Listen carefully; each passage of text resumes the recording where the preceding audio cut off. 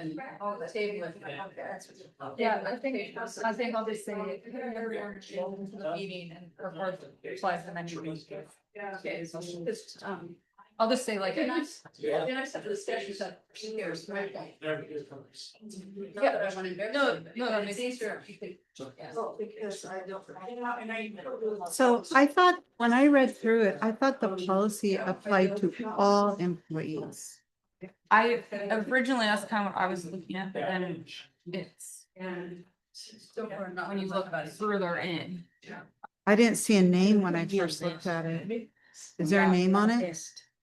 No, well, it might have been, I didn't see a name or on I it. just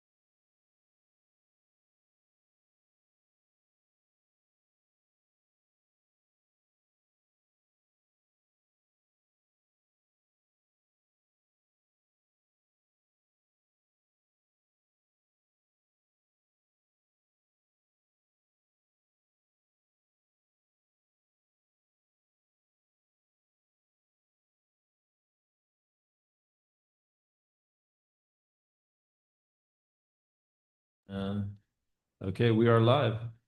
Okay, welcome to the August meeting. Before we have the pledge, I'd like to make a motion to table the educational assistance policy so that we can have time to discuss it a little bit more. Hold on. Now we have to hear yours. Hold on one second.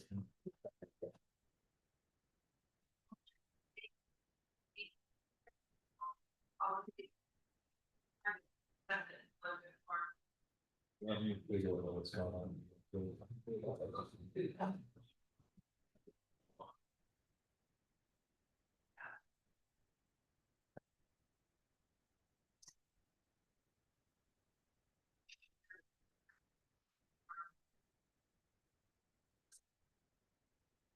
Someone else.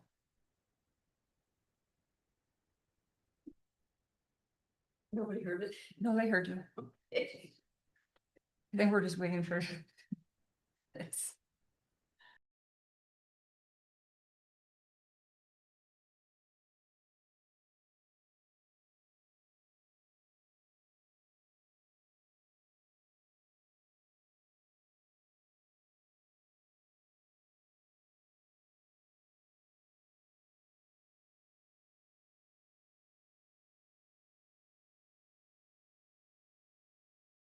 Okay, Okay, we're back. We're- We should be good now. Okay. I'm not an audio technician, but I try my Jeannie, best. would you please restate? We will be by the time you're done. Restate it. I would like to make a motion that we table the educational assist policy until we have a little more time. And also maybe it would be an executive session, so we don't hurt anybody's feelings. I'll second Jeannie's motion. all right. So we have a motion to table the educational assistant policy with a second from Joan. Do I need to go around the room? So Joan, your vote. Yes. Jesse, Yes. Rich, Yes. Jeannie, Yes. Jeannie. Yes. Maria. Oh no, we can't have them next to each other. We're gonna have to switch. Yeah. Okay. Okay, well, so we will table the educational assistance policy till next meeting, and maybe have an executive session in the meantime. Okay, now we will do the Pledge of Allegiance.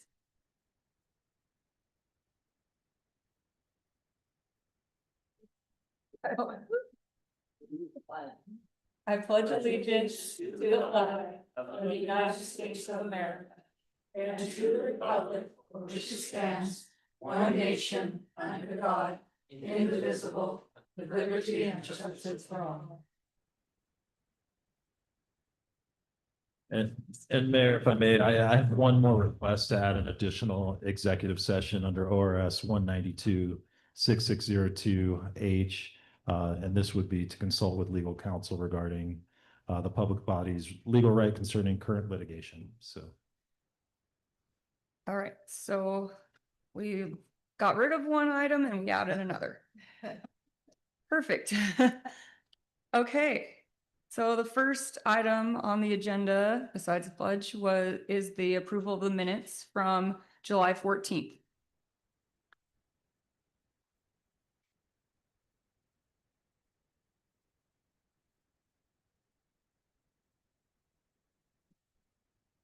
I make a motion to approve the minutes from July 14th. I second. Okay, Joan has made a motion to approve the minutes from July 14th and Maria has seconded. Maria, your vote? Yes. Jeannie? Yes. Janie? Yes. Rich? Yes. Jesse? Yes. And Joan? Yes. Thank you. Motion carries. All right, now we will open it up to public comment on agenda items only.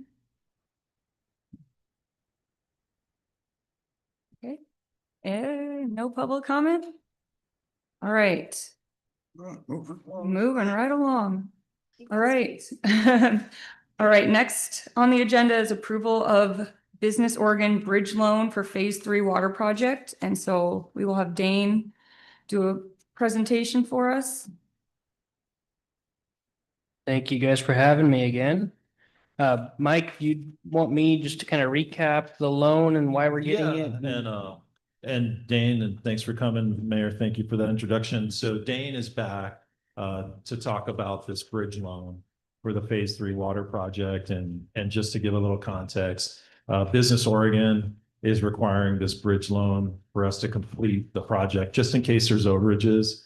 Dane's really good at keeping the budgets tight, but just in case there are change orders, which things just naturally happen in development. So he's going to talk about that. And then he's also going to talk a little bit about some grant dollars that we're going to go after, essentially free money, the RFI grant that Councilor Enright told me about the other day. So I was doing some research on that with Dane, and then also the wastewater infrastructure grant. So he's here to talk about a lot of important things. So we appreciate him coming. Yeah, lots of funding and lots of good funding, in my opinion.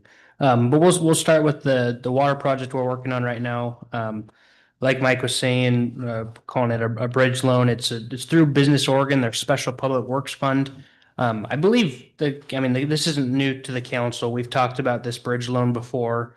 The amount of the bridge loan that we're going after is $75,000. And as I think I've let the council know all along, I don't anticipate using all of this loan. But anytime you're in construction, it's always good to have some type of a contingency in case something happens. Especially on a project like we're doing right now, where we're dealing with existing infrastructure, and in some cases, existing infrastructure that we don't know as much about, or as we may want to. And so there's always surprises that come up. And the other thing that I've talked to Mike about, for the entire water project, the city got $5.3 million in grant, I believe. When you get to a project of that magnitude, it's very difficult to hit it right on the penny when you get down to the end of it. So really the intent of this loan is just to kind of cover our bases as we get to the end of the project. The last budget check-in I did, I don't remember for sure what it was, but I want to say we were using approximately $10,000 or $15,000 of it as of right now. And we are getting close to the end of the project. And so I don't want to make a promise to the council that we're not going to use more of it. I think there's a chance that we will, but we're looking good as we sit right now. And so in the packet tonight, Mike, I think you've prepared a resolution, right, to go Yes. with it? And that is something, council, that Business Oregon was requiring us to do, was a resolution that they wanted on the record that the body was in favor of this. And I'll say Dane and I worked pretty hard and that just to get it to the point where they would approve this. And some of the funding mechanism was the increase in the water rate, which basically allowed this funding mechanism to happen. So like Dane said, hopefully we don't need to use it at all or just very little. Yeah. But it certainly is a requirement. Yep. I will say too, if without it, we are in a situation where we could get 98% done with the project and run out of money. And that's a situation we really don't want to be in. Right. Because then you have a contractor standing by not getting paid, and all of a sudden he's charging interest, and things actually get more expensive when that happens. So we want to avoid a situation like that. Absolutely. So I think that's it in a nutshell. Yep. Yep. And that, if you want to go through the other presentations as well, really Sure. quickly, and I think at the end, Mayor, you can someone can make a motion to approve that resolution. Are there questions on that funding before I move on to the next topic? One really quick question. What's our payback time? I believe it's 10 years. Yeah. 10 years. I didn't see that and in here. Yeah, and that's a good point. I did miss that. Interest rates 3.84%. Saw that. Yep. Okay. That's immediately? When you- Well, let's see here.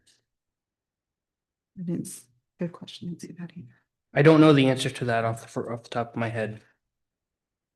I'll find that out. That's a good question. I'll make a note of that. Yeah, I don't know the answer to that off the top of my head. Okay. If we're okay there, I'll move on. We'll stick with water for now. Like Mike mentioned, it sounds like Councilor Enright maybe brought up the Regional Infrastructure Fund. So this is at least to me, a new funding program that's been put out by Business Oregon. Across the state, I think there's a total of $10 million that they're putting out. So it's not a large pot of money for the entire state, but it's grant funds, and I think it'd be worthwhile to fill out an application and submit on it. There's two different buckets, if you will, that they're pulling the funding from. There's a bucket for construction, where a entity can apply and get up between $100,000 and $1 million.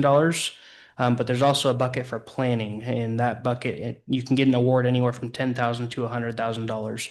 And so Mike and I were brainstorming on what we could apply for. Talked a little bit about some construction projects that we could apply for. The reality is, without a planning document in place for a construction project, it makes your application really weak. So, historically, we've done a water system master plan. Well, we're doing that water project already. And we have some wastewater planning documents that are, quite frankly, just too old to use at this point, to pursue a project. And so when Mike and I were brainstorming and when I was at council last, we discussed a little bit about looking at bringing well 3 back online. For the council's knowledge, or as a reminder, well 3 is currently capped and not in use. Historically, it's had hydrogen sulfide issues.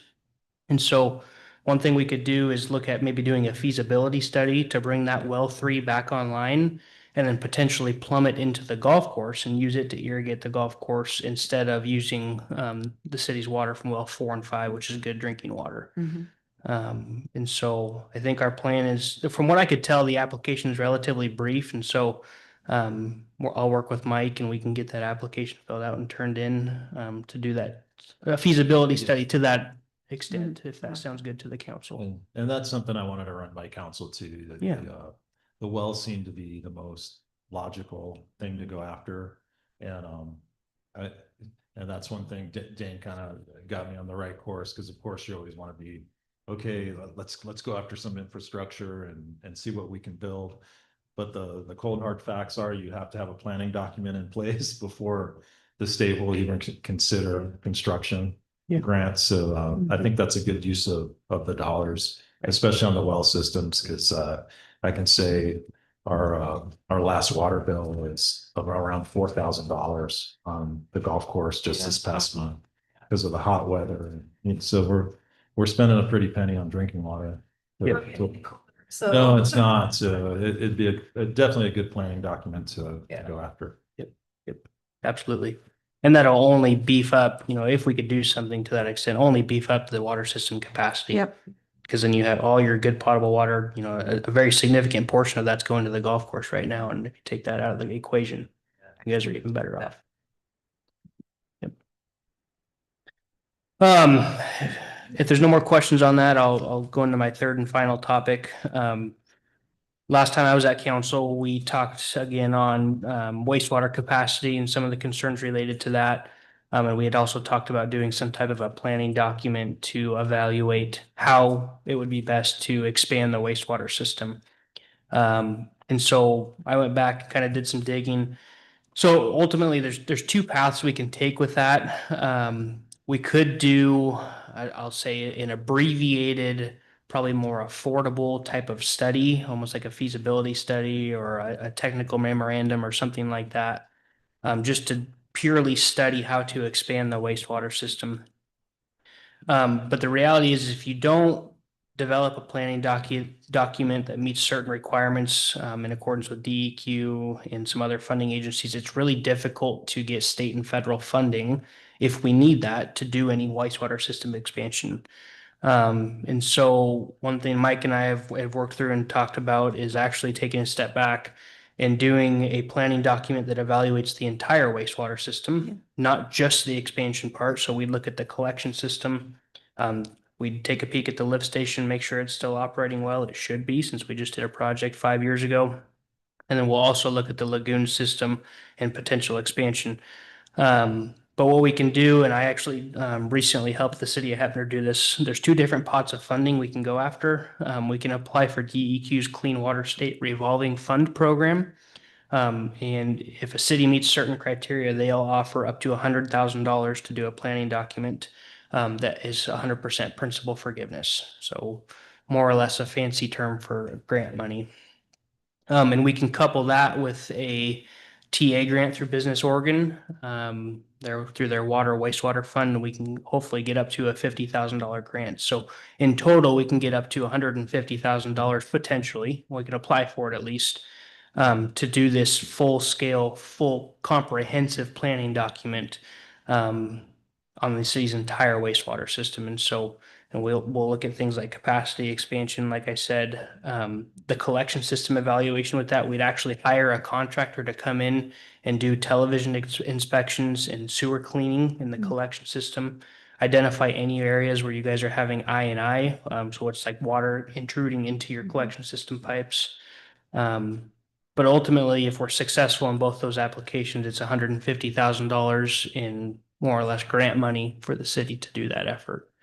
So I know DEQ's application deadline was October, I think, early October.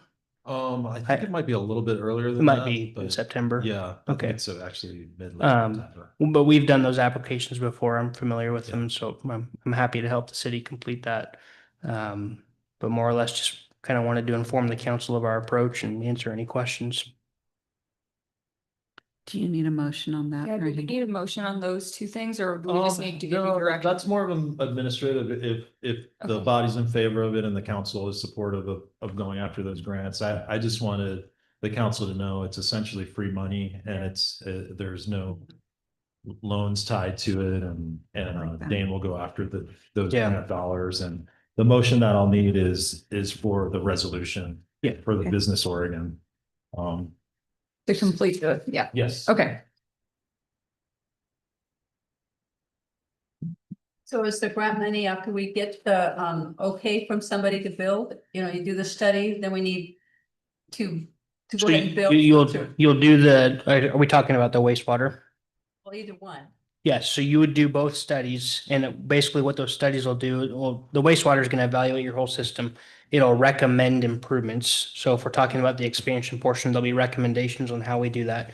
I'll come to council and actually present options to you guys and allow you guys to make that decision on how you would like to do the expansion. And then we'll provide project cost estimates, everything that goes with those improvements. And then the next step will be getting funding to do those, whatever that looks like. Yeah. And the reality is you guys have done a fair number of wastewater planning documents in the past. I think the most recent one is it's probably approaching 9 years old now. Maybe 8 years old. I can't remember for sure off the top of my head. Yeah. And so the problem is especially since we've done a project in between now or that last planning document and now, the regulatory agency is going to want something that's more updated. And most funding agencies will as well. It's just, this money only covers the money you're talking about, it's just to. Just the study. Yeah. Yep. Yep.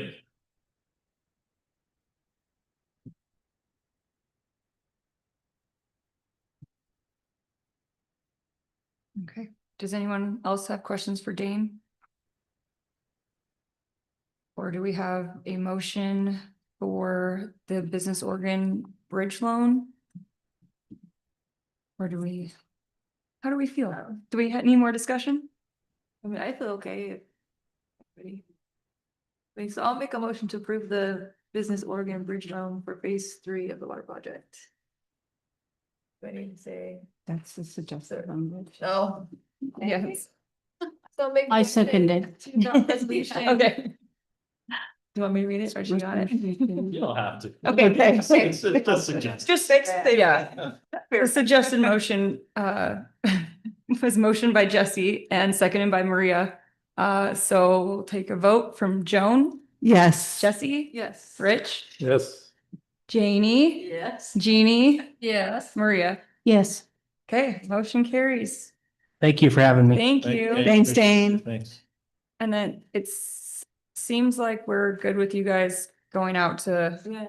look at getting those grants. Yes. So, If we don't have to use our own money to do that we need, that'd be great. Yeah. It's great. And the great thing is, once you have these planning documents, it puts you in such a better position to actually receive the grant money. Because it's all laid out and I think wastewater in particular, our system has been, we're at 95% capacity. So, Yeah. for any future development at all, we're gonna have to increase that and know Right. what's going on. So, yeah, no, and I'm excited about the well study too, because that'll open up a lot of good things for us as well. Yeah. Okay, cool. Thanks, Dane, and thanks, Mike. All right, next on the agenda is establishment of City Hall Foundation and Golf Course Foundation.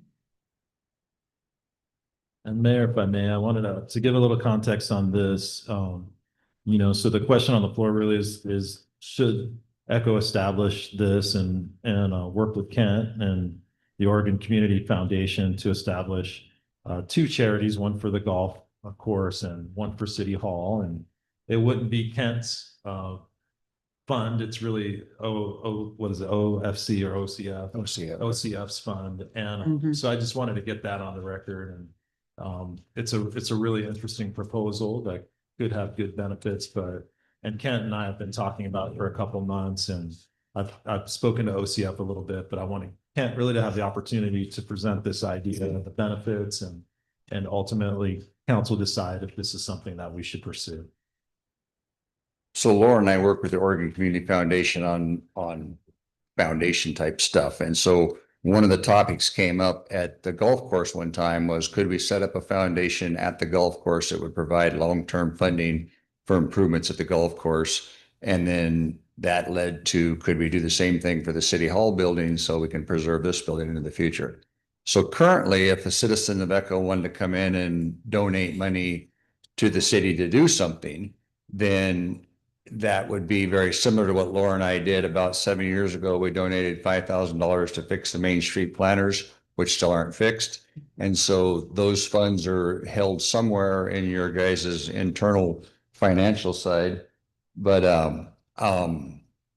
where if there was a foundation set up, then anybody could donate to those things as little as $25 if you want to. The foundation actually sets up a QR code reader that can be put on posters and things like that you can literally take your phone and look at and then automatically donate to it. When you set up a foundation, you can earmark what those funds are specifically for, and they live forever. They're funds that last forever. Those funds are generally, the foundation will pay out 5% of its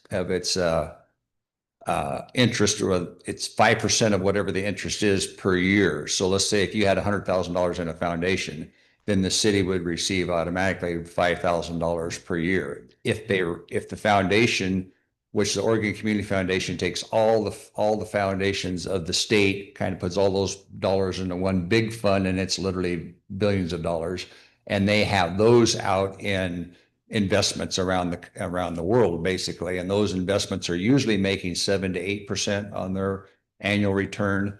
So that's how they know they can pretty well guarantee you 5% every year back. And then the other 2 or 3% that's made above that 5% you're getting is going to the principal of the foundation all the time. So the foundation continuously grows into the future.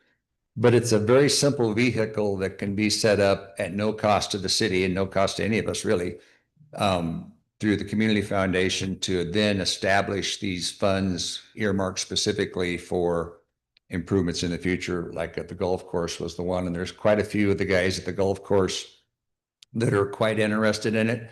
And you've probably heard OPB talk about the OPB Foundation, where you can donate a car, right? And you get that right off. Well, the same kind of thing works through these community foundations. So you could have an old car that you want to get rid of, and you could basically give it to the foundation. The foundations, when I say the foundation, it's the Oregon Community Foundation you would give the car to, and they would sell it, earmark those dollars to whichever foundation you wanted, which hopefully would be the Golf Foundation or the City Hall Foundation. And those dollars then keep building in those funds. The foundations typically don't distribute any dollars until there's at least $50,000 in the foundation. And part of that reason is, if you had $10,000 in a foundation and they were going to give you 5,000 or 5% back, it's not a very big check every year. And so it's more of a pain for them. So they wait till there's at least 50,000 in that foundation.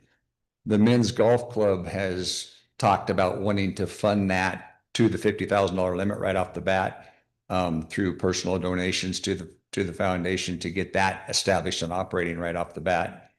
What we would like to do, what Laura and I would like to do, is the $5,000 we gave for the planners, which hasn't done anything. We'd either like to see the planners get done or give the money back to us and we'll donate it to the foundation for the City Hall Foundation, or you guys can just directly put it in the City Hall Foundation, because that's fine with us. We'd like to see that foundation get established. And again, it doesn't, there's really no issue that the council has to do about it. Anyone can set up a foundation for any purpose. So any questions? It's just a straightforward 501c3. Yes. Which that means it's tax deductible to whoever donates into it. Do you know exactly what they donate to? I mean, I looked through the information. And I understand it's mostly to nonprofits and beautification for cities, not necessarily new roofs or HVAC systems. When you set up a foundation, Janie, and you specifically can earmark those funds to do things. So like in this case, the foundation is for the city hall is specifically earmarked for the maintenance and functioning of the city hall. So it couldn't be used to fix the Main Street planters, but it could be used to put new curtains on the city hall or fix the HVAC, anything that associates with this. Oh, you mean what people prefer to donate to? Oh, the Oregon Community Foundation. What their purpose is for, I Googled to see if they would, for building maintenance and HVAC systems or roofs, and they said no. It said no, that they prefer to, for beautification and nonprofits and things like that. So we want to look into that a little bit. Well, we've had the Eastern Region Director of the Oregon Community Foundation is the one that's helping us set these up. So Mike, have you shared with anybody the actual foundation documents yet? Yes, I shared a couple of the proposals that Ken Okay. sent over. Yeah. And I think, as I'm speaking out loud, one of the things I want council to know is that the funds are controlled essentially by city council. So any requests that I might have as the administrator or needs that we might have at the golf course, for instance, I would bring that forward to the body, make the proposal. And this is my understanding, talking to Kenny Parsons, who runs the foundation in this region. So that's how it works. So I wouldn't, me as the administrator, I wouldn't have the authority to have like a bucket of money and, what happened to that money? Mike spent it on an irrigation system. So I would certainly have to bring it forward to the council in order for those funds to be used. And that was my understanding, Ken, as well. Correct. So And one quick question. So the council essentially works as a board to determine how those funds for the foundations and how those funds will be spent. Absolutely. So that's a protection mechanism that's in place. So obviously there's not frivolous spending Yeah. of these dollars. Yeah. And are there any limitations? I didn't see any limitations in the documents, but that they had to be specifically for like the golf course for the maintenance and continuation, expansion, whatever, to help the sustainability for the golf course is what I'm looking for. And for the city hall fund for base, the purpose would be to improve the current building, make sure the current building stays standing, Right. Hey, exactly. You're spot on. painting and like Kent said, if we needed drapes, if we needed the HVAC fixed, if it broke, if we Yeah. needed something happen to keep the building functional, then that's what then that could be brought, that you could bring to the council acting as the board of these foundations to determine how the money will be spent. And then the council then is accountable back to the donors on how they have spent the money. Exactly. That is my understanding. So essentially, the council would act as the board and the purveyors of the money and the stewards of that money. And I would sort of manage it in my same role here. And then you would approve, how the funding was used ultimately. And my other understanding, Kent, too, when we talked to Kenny, was if, let's say, someone leaves a trust or, a significant amount of money, based on how the fund is set up, they couldn't necessarily pull back the money and say, I don't necessarily want to use that. Isn't your understanding that same? Once it's in that bucket and that funding, they can't necessarily pull it back and say, I changed my mind. No, that's correct. So once the donation was made to the foundation, then the foundation owns those dollars and they distribute it back to the benefactor of the foundation, which in this case would either be this building or the golf course. Correct. Specifically for those two foundations. So you couldn't take money from this building's foundation and go build a widget across town. That would be Right. the Widget Across Town Foundation, Yeah. if you wanted to set that up. But so it specifically would be earmarked for what this document is indicating that could be used for. But Correct. you guys would be the ones that make the choice of what is being used in this building or at the golf course. And So- my other understanding is once we approve these documents, and then they are agreed upon by the Oregon Community Foundation, of whom it sounds like you worked with to get the language specific enough that it will satisfy them, then they don't come back and say, as long as we stay within line of what these documents say, they're not going to say, nope, you can't spend your money on that. Is that correct? OCF can't come back And I and, think we'll set up the provisions of how the donors want that money spent. And it's I would imagine it's a partnership in the process because we'll have to flesh out, I mean, ultimately our expectations for the use of money versus what the foundation is set up for. So, and that's my perspective on it, Kent, it's going to be a partnership in the process of creation. Correct. But if you set up, let's say the Golf Foundation as an example, Mhm. and that was starting to pay back, it would have to be earmarked for what the foundation document states that it has to be Correct. earmarked for. correct. So. And again, then OCF cannot though come back and say, no, I'm sorry, you're not spending your money correctly, as long as it's within. And I was Correct. trying to do that for Janie's sake too, so that she understands OCF, once they approve these and they approve how we are setting these up, which I thought this was well done, then they can't come back and say, no, you can't spend this money on an HVAC system or Right. painting the building or whatever. Correct. Exactly. Question is, how is this different than the city just putting it in their own contingency fund? Well, I mean, because you're if it, talking about the money that you put in and it hasn't been used, but it's still there, hopefully. I haven't looked at the budget. It will be used for that. It was designated that. Why is it different? the difference is the money that we put in, as an example, that we put in specifically for that hasn't been done and it hasn't been generating income Yeah. in the process, where the foundation always will generate income where it Mhm. becomes a self-sufficient, self-supporting fund. And nobody else has donated to the Save the Main Street Fund, you might say, where this gives a vehicle for anybody to donate. So think in mind that this is really just creating the donation vehicle that allows anybody to contribute any amount to it. Somebody has to set it up.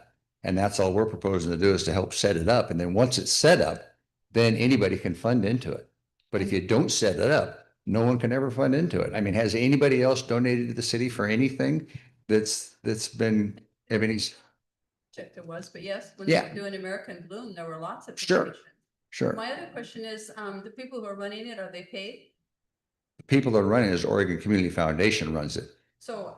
what- Well, so they would get a very, very small percentage of the total funds. Again, they're a group of people. The Community Foundation, Oregon Community Foundation, is a group of people that manage literally billions of dollars of everybody in the state that has made contributions to community foundations. You'll find these kind of foundations in communities all over the state. But it's not anybody from Idaho or Washington or California, anything like that. It's definitely just Oregon that does it. There is a Washington Community Foundation, there's a California Community Foundation, the same type of deal. But this one is specifically managed by that board of the Oregon Community Foundation. And that board really doesn't look at your individual document and say, here's what we're going to do with it. They look at the whole pot of money that they got and say, how are we going to invest this billions of dollars to make the most return for everybody that we're supporting in the foundation? So if we put in $1,000, we might get back $6,000 if they have a return on our money, or we only get the money back that we put in there. You only get back the interest annually. You get an annual interest amount back. So if you put in only $5,000, you're not going to get anything back, because the fund has to get up to $50,000 first before they would start contributing money back. But let's assume that you set up the fund, You funded it with 5,000 to get it started, and then everybody in Echo decides they want to also kick in $500. So now let's say you got $50,000 in that fund, then they would automatically return to Echo annually 5% of 50,000. So you get $2,500 back. And the other $200 or $300 worth of principal that was made, or interest that was made that you didn't get back, that would go into the fund. So the next year you'd have $50,500 as an example, and you get a little bit more money. And so they do it that way. So those foundation dollars continually grow, and they never go into the negative side of the ledger. So the foundation always grows from that point on. I mean, to be honest with you, it's probably not going to benefit a lot of us in this room because of our age. But if you set it up and start donating to it in 30 years, that foundation may be feeding the city, $5,000 or $50,000, $100,000 a year. But you have to set the vehicle up to start with. Right. Otherwise, we'll never get anywhere. So it's probably not going to be honest, it's probably not going to benefit us that are in our 60s and 70s and 80s, because we're probably not going to live long enough to see a lot of those funds come back. But really, it's for our grandkids and our great grandkids and other people in Echo that over time will see the benefit of it. But we have to set the vehicle up. That's really all we're asking to do. And it doesn't cost the city anything to do it. The Community Foundation they've done all this legwork for us at no cost. And Jeannie, to answer your question, most foundations that I've worked with nationally and locally and interstate, they usually do have a few paid positions where they administer the funds, but we're talking billions of dollars that they are managing. And so they have a staff that comes out of that percentage they get back from their investment that usually pays for the staff. Doesn't, at our size, it wouldn't make sense for us to pay anybody to administer these funds. I mean, we can, volunteers do it, and a lot of local foundations, it's all done by volunteers. But I didn't look at the Oregon Community Foundation's board of directors or their administrative paid positions, but almost all of them have that, and I would assume they do also, because it's a big job. But our money would not go to pay for that. Our money would be our money. Our $50,000 would be our $50,000.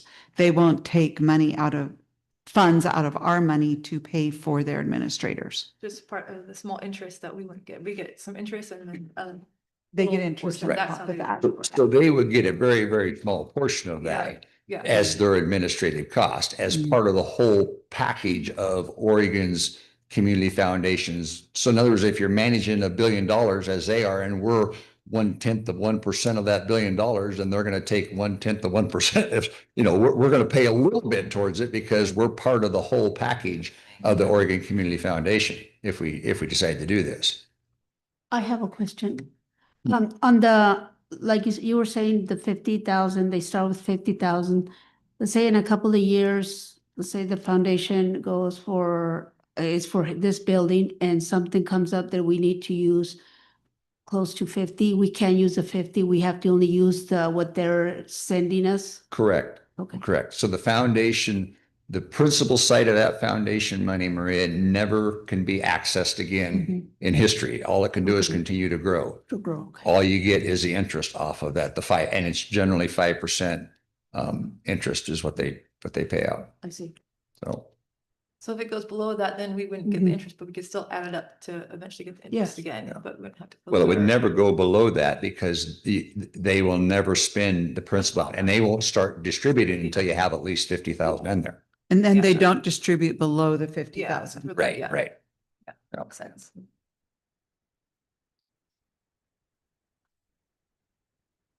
Any other questions? Tanya, have you had more comments from the guys up? I did talk with Mike Taylor tonight. and Weeb, and those guys are all definitely in support of it.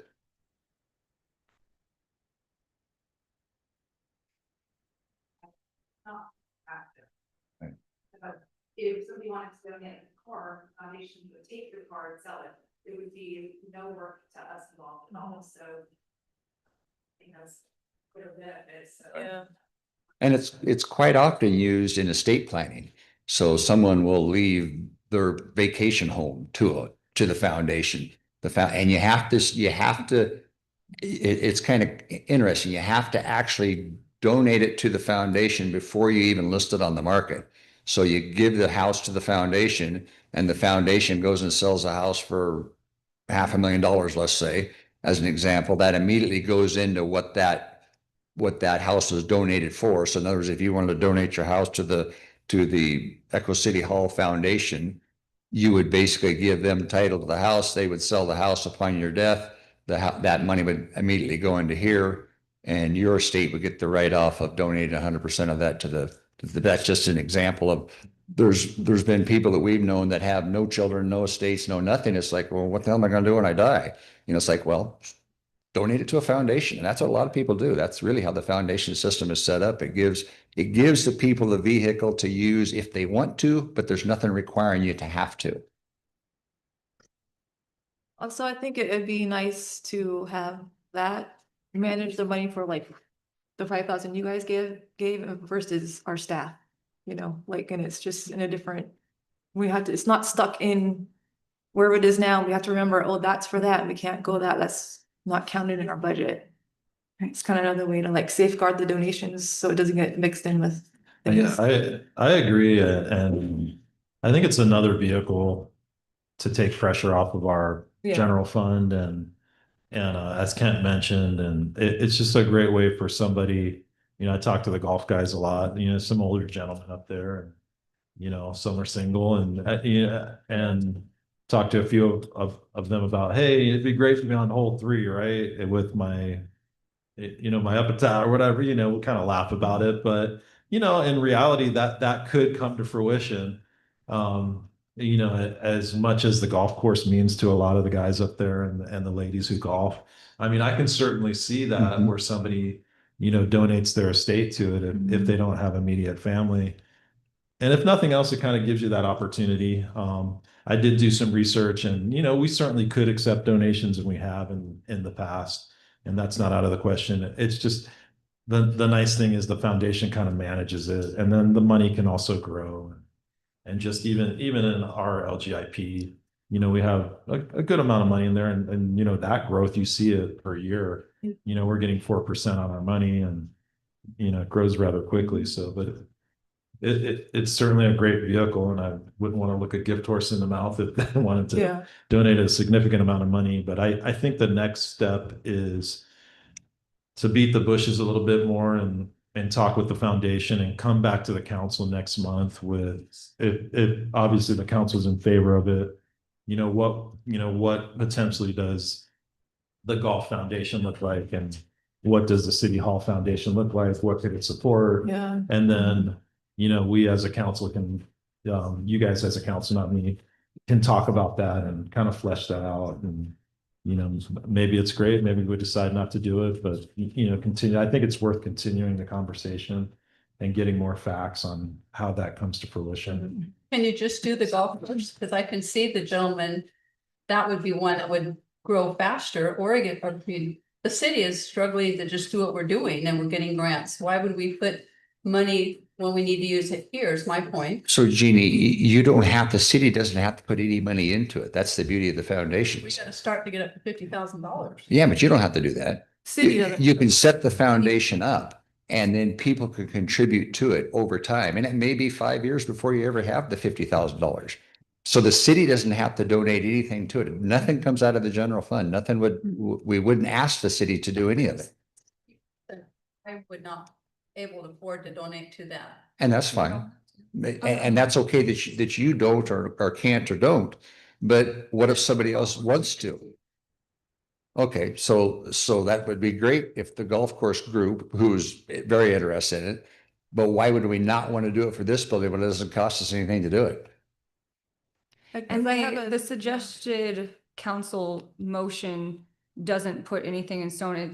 It's just to move forward with this, and we'll get more information from talking with OFCD, what was it? OCF. OCF. Community Foundation. I was trying to find it on my paper. Yeah, so The suggested motion doesn't even put anything in stone. It's just to move forward. Yeah. It's My, good to look at it, yes. Yes, I would. and my train of thought is for All the, cities are- our historical building. I Right. mean, we're not always gonna win a grant to, because we had the HVAC was a grant and we've got it restored with the grant, but that's, you know, it's hit or miss. So if we could start something now, even if it's 50 years down the road, we could still preserve the building. Right, and it's no cost And to it's not, us. but if we start now, it kind of gives us cushion for years down the road when it's probably even more competitive to get grants because the way things are. Yeah, going. that's a very good point. I 'cause- mean, we don't, you Yeah. know. And I think the beauty of it is it doesn't cost the taxpayer of Echo anything unless an individual in Echo wants to contribute to it. So it's not a Yeah. general fund. It doesn't cost you guys anything out of the general fund. Okay. Okay. So Kenny Parsons, I think he's the OCF guy that manages all this. He would be more than happy to come talk with you and maybe your next council Yeah, meeting, you can I'd make that totally- presentation and, If we can get Kenny to come Yeah. to the next council meeting, I'll talk to him. okay.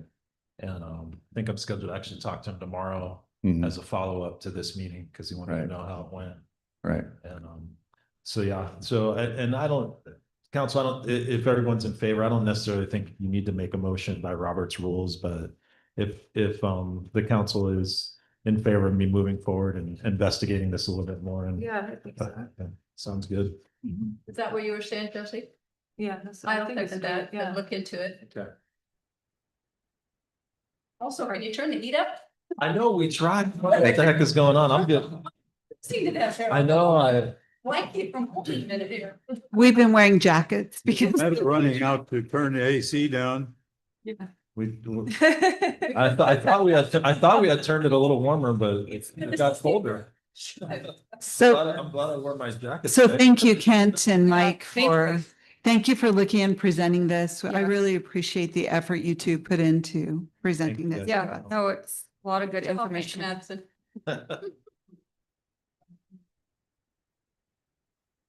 So everyone's good with moving forward with more information and another presentation if Yes. possible? If, Okay. yeah. So with that, we will move on to establishment of system development charges. Mayor, thank you. And tonight we have Brent Bybee with us, who's going to present a PowerPoint, and he is our new contract planner that you met a few weeks ago. So excited to have him aboard and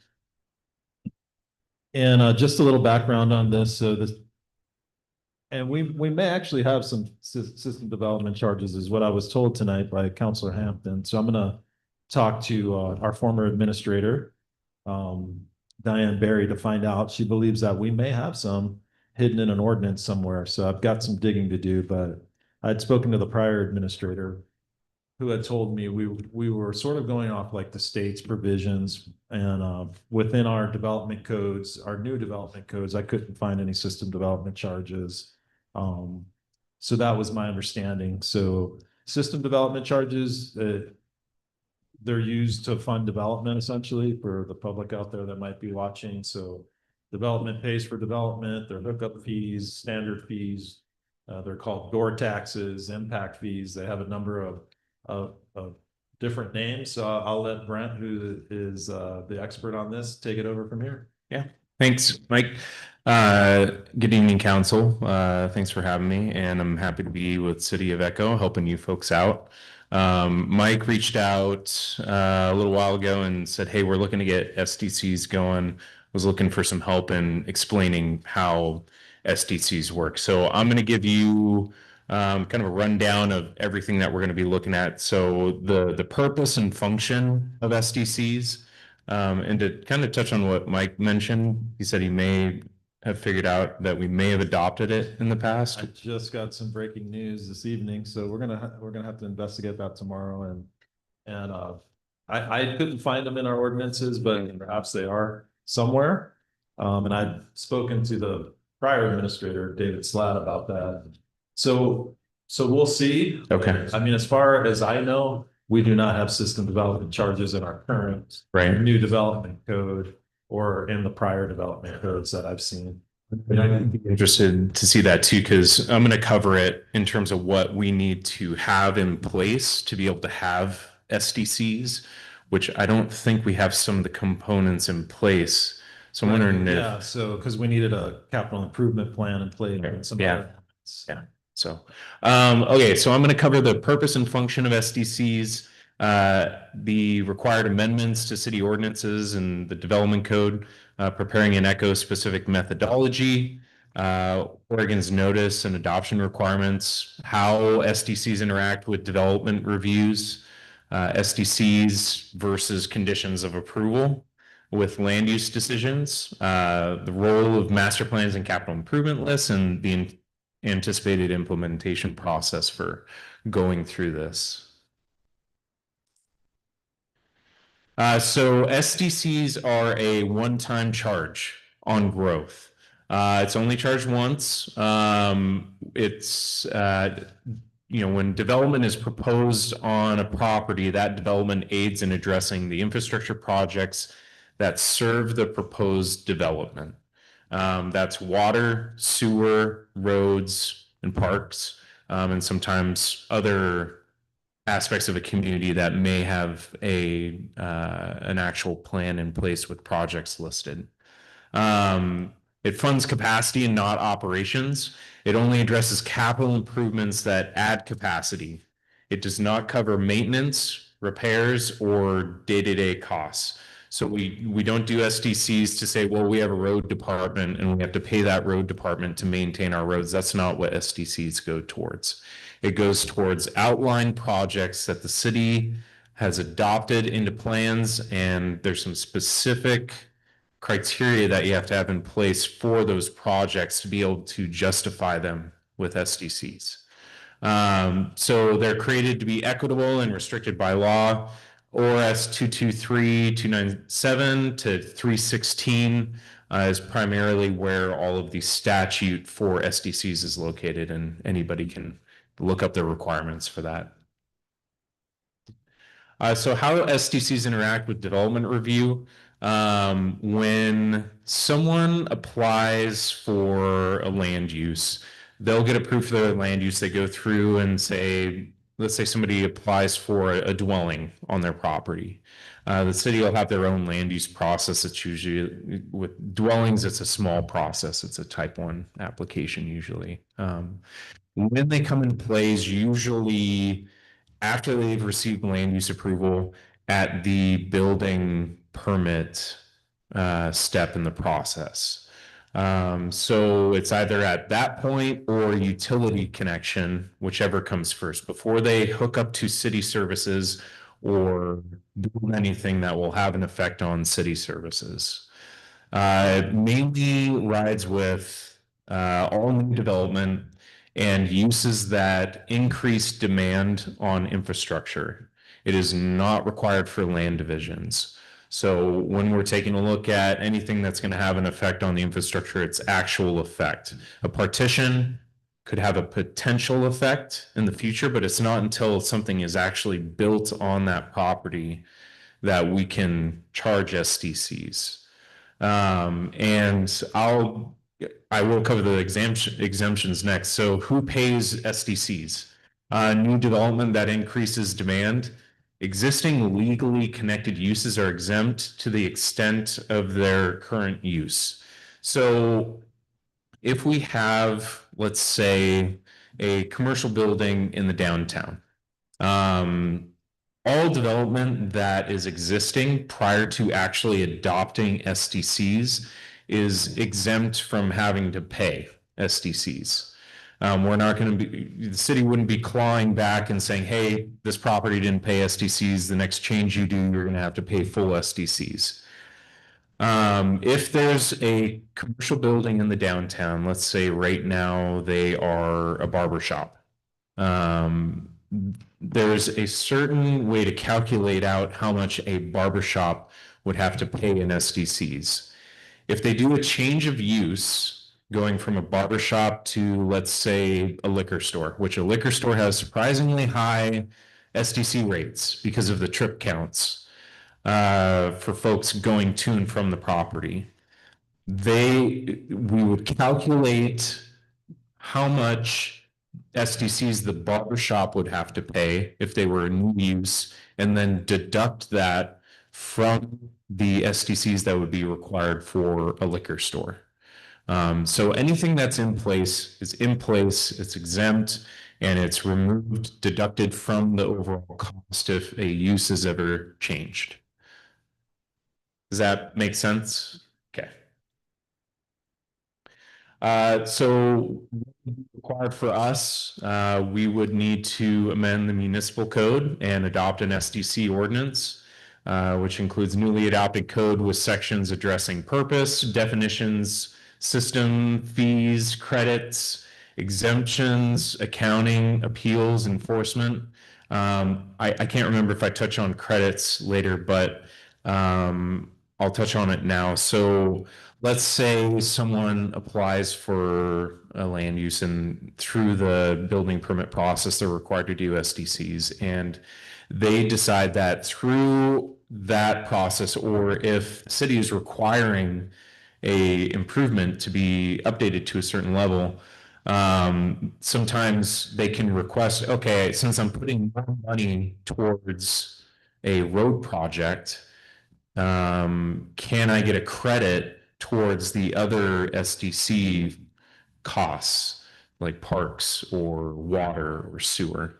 So it balances out and it's equitable for developments, because if they are paying more into the system for another project, it makes sense that it would potentially be deducted from the other costs. So, but it is on a case-by-case basis.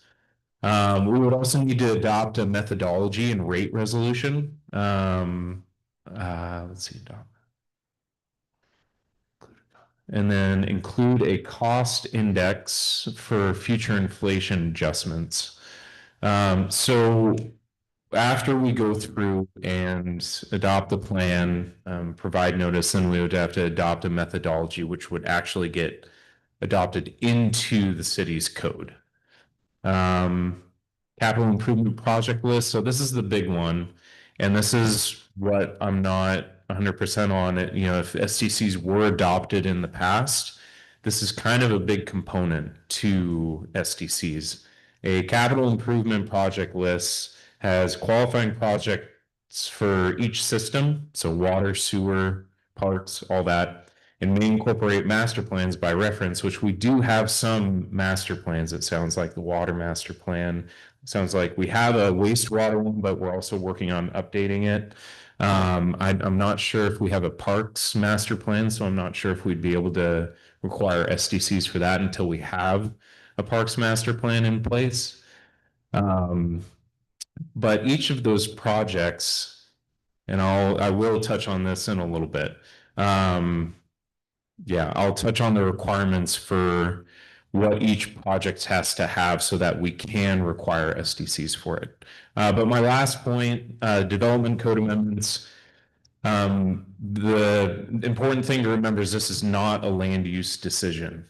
So any land use decisions or land use amendments require us to go through the PAPA notification with DLCD, which is the Posted Acknowledgement Plan Amendment process, where the state has oversight.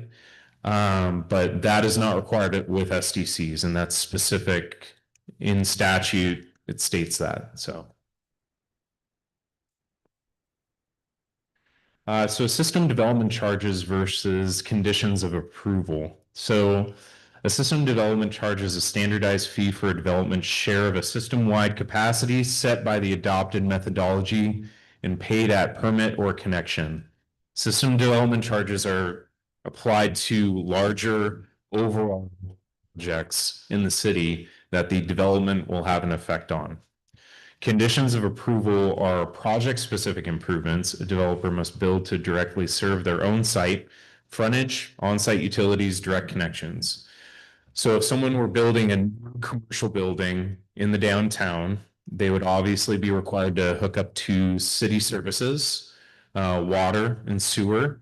The cost of that is on them. Anything that they install does not offset their cost on the overall system. So beyond their meter, the SDCs are paying for everything beyond the meter. Same goes for if they have to dedicate right of way along their frontage, if their right of way isn't wide enough, or if they have to install sidewalks. Those are all part of the development code for land use and are typically required as conditions of approval, can't be deducted from the cost of SDCs.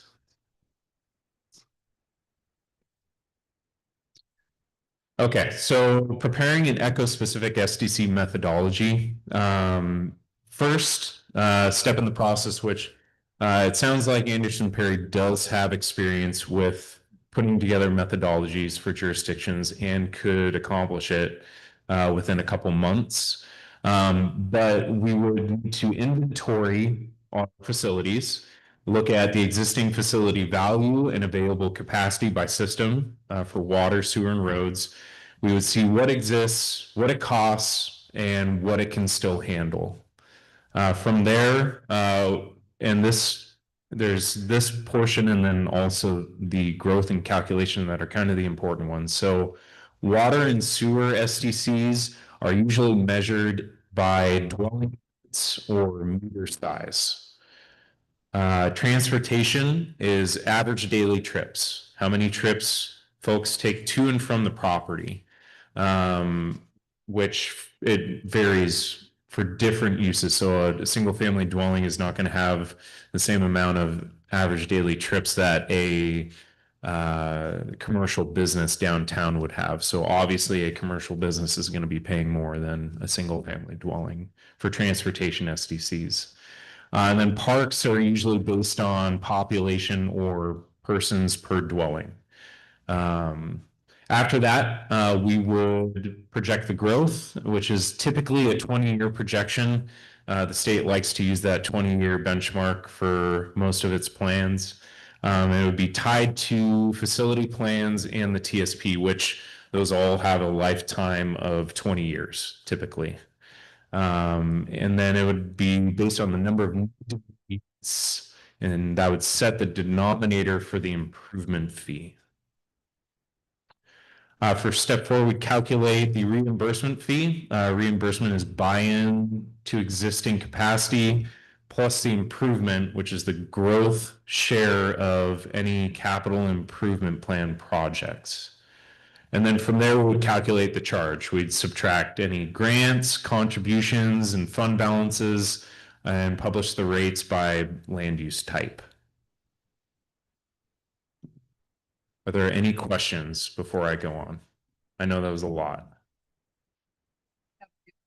I just want to make sure. Okay, so we're the master plan and capital improvement project lists. They are plans that feed, these are the plans that feed the list. The water master plan, the wastewater facility plan, the transportation system plan, and a parks master plan if pursuing parks. The list of projects, if to be considered in SDC calculations, must have a description, the estimated cost, the timing of when that project will be completed, and the percentage eligible for SDC funding. I'm not sure that our current plans have that percentage, the last one, the percentage eligible for SDC funding. Typically, they don't. Usually it is a capital improvement plan that has that percentage broken out. And I'm not sure that our current master plans have those. So we'd want to review each plan for those required details. When it comes to adoption, it's interesting. So there's a requirement that a notification list be maintained by the jurisdiction.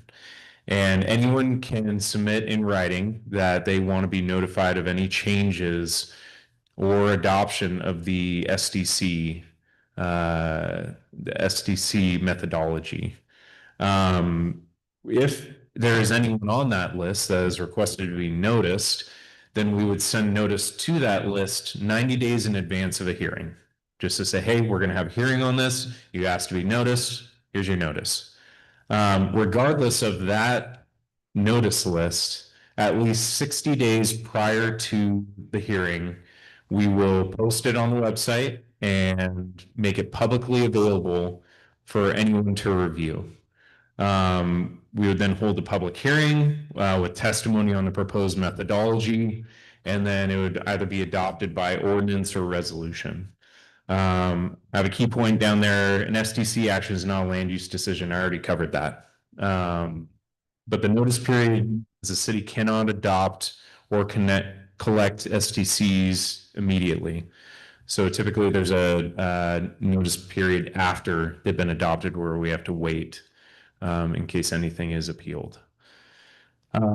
So given that we don't have a notification list, and it would be the first time that we would be adopting SDC methodology, I would recommend definitely going a little above and beyond in noticing the community of the changes, just to make sure that everyone is aware of what's going on, especially because it's all new and there's no one on that list currently, I suspect. Otherwise, we would have the list in the file database. The anticipated implementation process. So we're going to move forward based on your input tonight. If you authorize staff to proceed, we'll put together a methodology, work on getting the capital improvement plan put together with engineer, financial, legal support. One thing to note too, the League of Oregon Cities has a draft methodology template. So if we need something to work off of from the state level, we can, but there's also other jurisdictions that we can analyze as we put ours together as well. But there is a draft methodology that we can utilize from the state. As I stated, there's a 90-day notice period and then also 60-day public review period. We would go into hearings and adoption with you folks, and then we could begin collecting separate accounts, and we do have a requirement to keep our methodology and some other components of the SDCs on the website publicly available for folks. So that's all I got for you. Any questions? And Mayor, if I may, I think this whole methodology, I was talking to Scott Morris, obviously our Public Works Director. Why can't we just plug and play and take Stanfield's rates? Because the state requires you, every city, to do their own study, because not everything fits into the same box. Right. And it's all based on our projects and our capital improvement plan. It has to be Echo specific. Yep.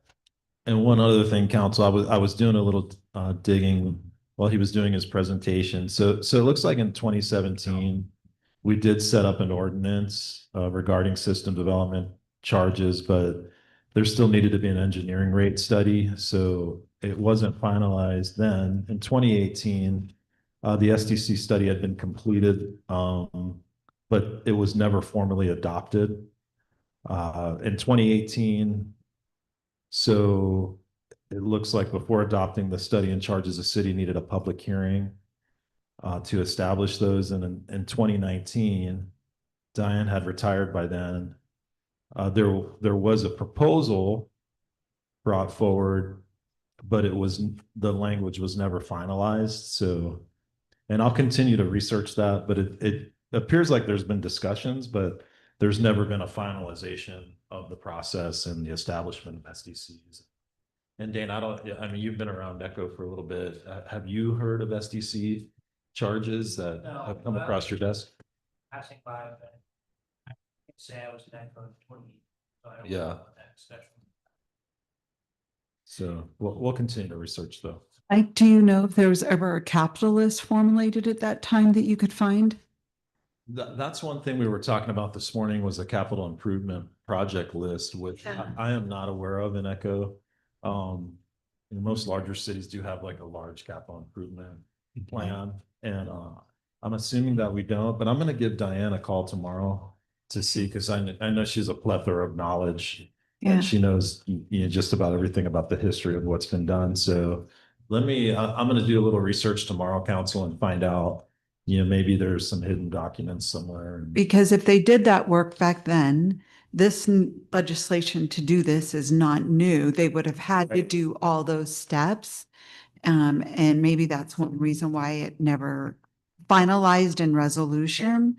But that would be, to go back against these steps and see if we had all the Right. pieces back then that maybe we could bring some of them forward or update them to bring to us. Sort of begs the question, could we fast forward the process? If we've taken some of these steps, would we still, run in your professional opinion, will we have to start from the starting line, or could we go to the point of where we have already taken the process and maybe update just maybe the rates themselves?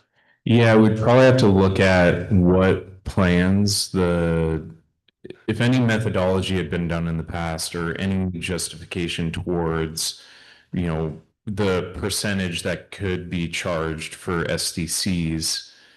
We'd want to take a look at the plans that is based on and see if they've been updated since then.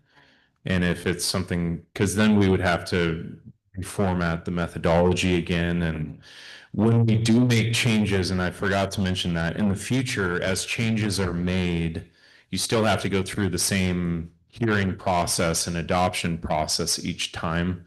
So there'd probably be, yes, if some stuff had been done in the past, it may cut down on some time, but we definitely want to go through and make sure that everything is up to snuff and it's what our current plans have in place. That comes off of methodology. Yeah. Like the water projects we've done, the wastewater project, if that was part of it, then those come off. Right. And you would add, like we had other projects to do, so those have to come off. So you'd have to have a process to update update the methodology, but if you have the methodology there, but you have to set up a timeline to revisit the amount based on the capital projects where we would be charging for the SDCs. I totally get what you're saying, Scott. So, Yeah. Yeah, anytime a plan is updated in the future, we'd be going back and revising. Yeah. Okay. Sounds like a plan. So, and council, we're not looking for any action other than Just I'll want the continue. go ahead. I'll continue. Okay. You have the go ahead. Yeah. Yeah, Mike, do some more research and Mike, then just see if it It's helps us. something we need. Yes, Yeah. I mean, because the reality is. We're we leaving have money on the table. The snow project, or what we're calling tennis shoe now, and we have to make sure those SDCs are in place in order to recoup some It of looks this. like you found the right man to help us. Thank you. So, yes. Yeah, thank you for the presentation. Thank you. Your presentation was great. Thank you. Okay. No more discussion on that? No, ma'am. Okay. So on to the golf course policy for the city of Echo employees. And so Mayor, this was brought to my attention by CIS, our insurance company. So I had reached out to them on an HR issue. That was golf course related, and I honestly, I don't even know how the conversation ensued. And I had mentioned, well, as part of our part of Echo, our employees get to golf for free. Yeah, they still have to pay for cards and balls and things like that, but the greens fees are free essentially as part of their benefits package. So she reminded me, and I shouldn't say reminded me, but told me if it's not in your policy and it's not a written health benefit, it's sort of gifting of public funds in the state's eyes. So she suggested, from an insurance perspective, that I bring this to the council as soon as possible to discuss this and get your feelings on it and get like a policy direction. So I did my research, and I talked to the city of Umatilla and David Stockdale there, and they have a policy in place, which I included in my report. They look at that as a health benefit for their employees.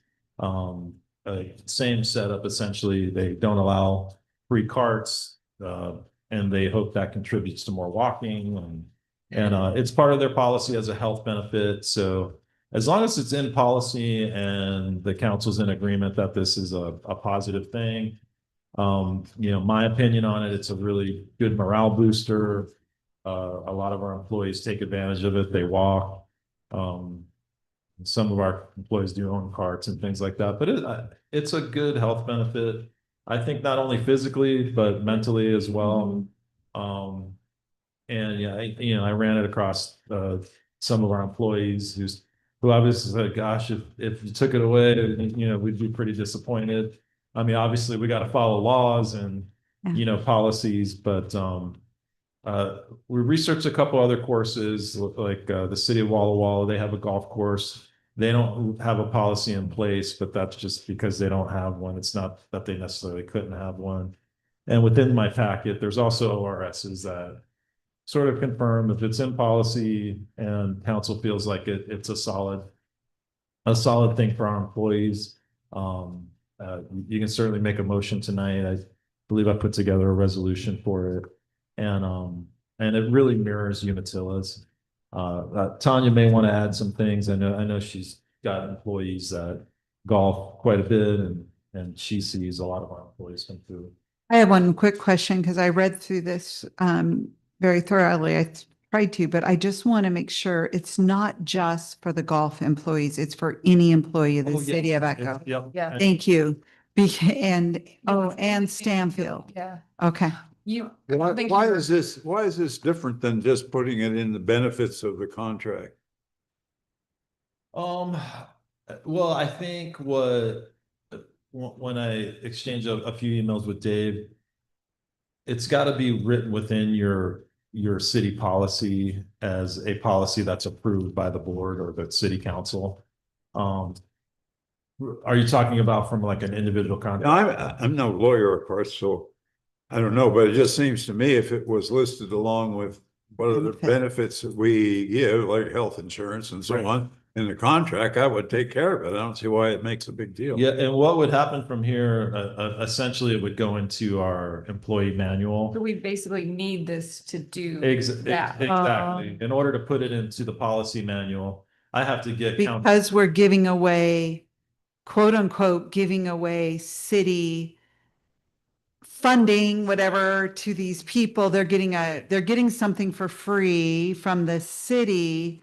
And so we have to say the council would have to approve we're giving this As a health benefit. as a health benefit, and then it can be listed, like you're saying, Berlin, as a benefit in the employee handbook. Absolutely, Okay. absolutely. And Okay. that's the advice I got from Umatilla was, have the council approve the policy, put that policy within the employee manual as a benefit and, something that's not to be abused. And, if we catch you, getting a free card or something like that, that benefit certainly could be taken away. But, and Dave said it's been a great thing over at Umatilla as well.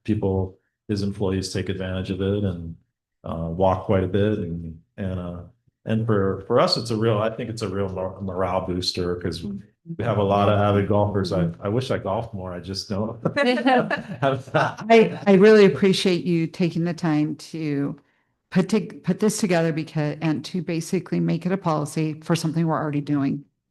So I'm just going to go ahead and make the motion that we improve the employee golf and wellness benefit policy in the form that's presented, and that they will basically get free green fees, or they will have access to the greens, but then have to pay for the rest of the golf services as listed. Oh. Last August, they discount policy in place that I want to remind the council that they voted upon, which does include discounted merchandise, snacks, car rentals, 25% off the retail price, and range hall discounted at 10%. So that wasn't included in Mike's proposal. So I don't know if that is something you guys want to discuss. It's already in place? Yeah, I would think we continue. Yeah, I mean, that's the things that's not included in here. They're still paying. They're just getting Yeah. a employee discount. So, okay. Is there any question about some employees using that play golf and some employees would never play golf? Right, and I think it's totally up to that employee, Counselor Thu. We have some avid golfers who. We could give them a entrance fee to the next marathon. Yeah, we could. Yeah. If, I'm not sure we'd have many takers. I think golf's a much easier sport. So anyhow, and I think, like I said, it's a good morale booster. And, I'll tell you what, we have a lot of employees that take advantage of it. And, I've been meaning to golf. I just haven't had the time.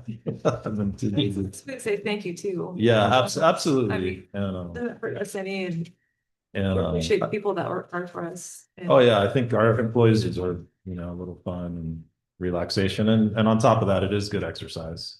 But to Richard's point, many organizations have full wellness programs Yes. where they go. So this would be just one piece of a Mhm. broader wellness program if you want to develop that Absolutely. down the road and bring that back to us. Absolutely, yes. And being in healthcare, Yeah. depending on the organization, they really Some of them are They really great. encourage health and wellness, and this is certainly a component of that. Yeah. So do we need to, adjust this resolution With what she. to reflect what It's already in they already place. had in place? No, I don't think so, because that policy's already been approved by the council, so that's really a separate policy Oh. for discount. So this is a completely. Just adding on. Yeah, and this will stand as a separate policy within our employee manual. Okay, so Joan made a motion to approve the employee golf and wellness benefit policy. And so I'll second. Jesse seconded. Do we need, this is a draft resolution? You know what? Did I leave the draft form on Yeah, Mhm. there? Gosh, dog it. I can. If the body approves it tonight, I can take that draft off there okay, because your oral approval still holds. okay, true. so the resolution Yeah, number 2026-536. yes. Mm-hmm. that- Okay, and I'll we bring- have it. Correction. Okay. Good. Whatever one. Okay, well, we got 2 seconds, one from Jesse and one from Janie. Joan made a motion, Jesse seconded, so we'll start with a vote. Maria, Yes. Jeannie, Janie, Yes. Rich, Yes. Jesse, Joan. Yes. Okay. We got there. Thank you. Council. Thank you, guys. All right, next is the city administrator report. So I know we've had a long meeting, so I'll keep it pretty brief. So the one thing I wanted to update council on, because it was a pretty large discussion, was the camera system. So we've done some research on that and the, I don't know what the official name is, the 911 button, the panic button. Thanks. So we've done a little homework on that, and we did like a creme de la creme look with Smith Security. Now the maximum was a $21,000 package, but that's with 8 to 10 cameras and the alarm. So that's right now, I don't think that's feasible for us. So, but they will do it in much smaller phases. And Ahmed, I think the panic alarm was what, $1,900? So $1,100. So $1,100. So I feel like the panic alarm is something we definitely have to get. So and the cameras themselves, what I'll do is I'll email council kind of what we're finding in phases. At minimum, what I would like to do, and I discussed this with the Meta this morning, was have one outside of City Hall and then one that is facing the utility billing office, just in case something happens. Yeah. Because we can catch the traffic of whoever comes in and, kids come in. And so at minimum, a couple. So I'll update the council on that cost. I don't anticipate that that's going to be a tremendous cost, but that is something that I think we need to do. And I'll keep council updated on that cost. So I don't anticipate it'll be more than $3,000 to $4,000, but it's money well spent. to protect our employees, and God forbid anything happens, we can, have those folks on video. So Mike, do we have this money already? Do we have to come back and vote to spend the money once you get a proposal, or would be No, it- general maintenance? Yeah, it would. Out of the it would be general general maintenance? Fund dollars. General It would fund, just okay. be More than likely come out of professional services, so Okay. we don't need to do any sort of supplemental budget. It's just a matter of trying to get the best deal possible. Okay. The other thing we're looking at is to go with what we have at the golf course, which a little bit cheaper with the Ring cameras, and that's something we're considering putting on inside the library. It's not as professional, but it's more cost effective. So I'll have a better idea for the council probably by our 25th meeting at our workshop. So I'll bring everyone an update then. But at minimum, we're going to get that panic alarm, and that's pretty expensive cost. But again, it's definitely well worth the investment. So. And the only other thing I was going to bring up, and forgive me, I forgot to put this on the agenda, was the committees. And Councilor Rollins brought it up. With school coming up, I know we've had a traffic committee over the years, and if Councilor Rollins, you may want to talk a little bit about this if you'd like, about traffic safety, especially with the kids coming back to school. Oh, okay. Well, there was a committee that was developed here last year. And I think it was Phyllis, were you in it? I was on it. And I was, and you were on it. So I was just wondering, was there a continuing of it? No, and correct me if I'm wrong, after we were done figuring out what to do with around the school with the signs and the crosswalks and the parking, we dissolved the committee. Oh, And I know there's been a lot of talk, and I feel like the last couple meetings, I had said, should we bring the committee back? But there was no really conversation about that. So if we want to talk about starting a committee, I'm happy to talk about it, just because there is a lot of safety concerns around town, not just by the school. So, but go ahead with what you were saying. oh, well, I was saying because as the school will begin, that's where our traffic increases, especially in the beginning of the morning when the parents are bringing in their children. And some of them like to, for some reason, drive pretty fast. And then they drop the children and then they leave, either they're in a hurry or something, but it makes a lot of stress, especially on Tilson, because they're leaving the town. And as they're coming in, so that's in the morning, the beginning and towards the end. And we see the increase of high speeders that I guess you could call them. They don't follow the regulations of going 25. They just zoom by. And I've had a lot of issues with myself. I don't know about the rest of the citizens that live in front of Tilson. As you're trying to leave your driveway, it's pretty hard because they're just going too fast. And I feel like in the future, I hope this doesn't happen, but there could be an accident or something because people are not paying attention. So I think we should, I don't know, have some form of either maybe, I don't know who do we talk to getting maybe a stop sign there or something. Yeah. I was gonna. A lot of that's ODOT. Yeah. Cause I asked them about crosswalks, cause there's no crosswalk across from, well, anywhere, the sidewalks just end.